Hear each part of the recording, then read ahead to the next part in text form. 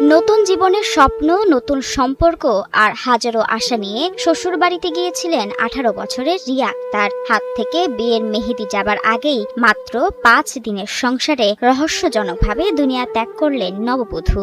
মিষ্টি হাতে মেয়ের শ্বশুর বাড়িতে গিয়েছিলেন রিয়ার বাবা। চোখ মুখে ছিল মেয়েকে দেখার আকাঙ্ক্ষা, তবে হাসি মুখে বিদায় দেওয়া সে মেয়েকে লাশ হয়ে পড়ে থাকতে দেখবেন তা কখনই ভাবেনি অভাগা বাবা।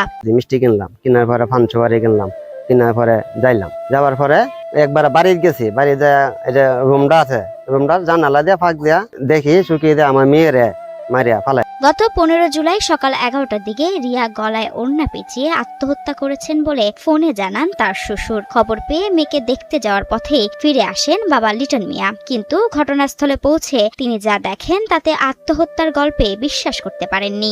নিষ্পাপ মেয়েটারে, ফুলের মতন মেয়েটারে এই অবস্থা শাস্তি দিয়ে আসে, নির্যাতন করিয়া মেয়েটারে তার আত্মাটা কিভাবে যে বাইর করছে তা কইতাই না।